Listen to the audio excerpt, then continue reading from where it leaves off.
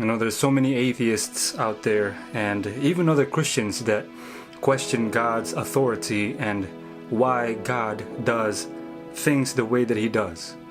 You know, they say things like God created man and woman and then he put a tree there just to tempt them to sin, and then after the sin he punishes them. What logic is that? This is the question that most atheists would ask. You know, just the other day I was watching this thing that went viral on, I think it was on Facebook or YouTube, one of those websites, and it was a couple, and they were at a train station. It was a young lady who was talking to a young man, and the young lady has a very strong grip on this young man's t-shirt, or I think it was a sweater or a hoodie, and this young lady, who's supposedly the girlfriend of this young man, is trying to force that young man to come back home with her. You see, the problem is the young man did not love her.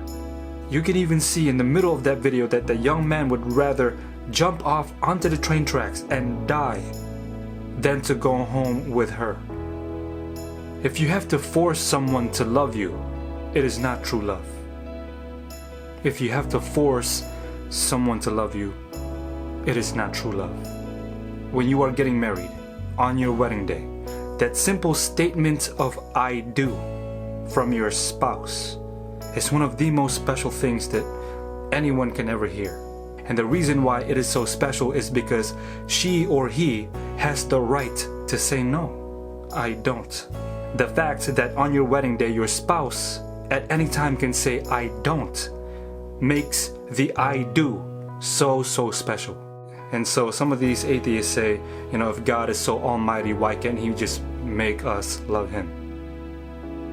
If God has to force us to love him, it is not true love.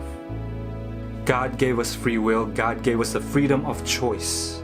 And if he forces us to love him, then we get this very ugly picture. Someone more powerful trying to force someone weaker to love him. It's a very ugly picture. This is not true love. This is not what God wants. And so this is why God gave us the choice. Either choose to be faithful to God or choose to sin. He's not going to force us to love him, and he's not going to force us to choose him, because then it wouldn't be true love.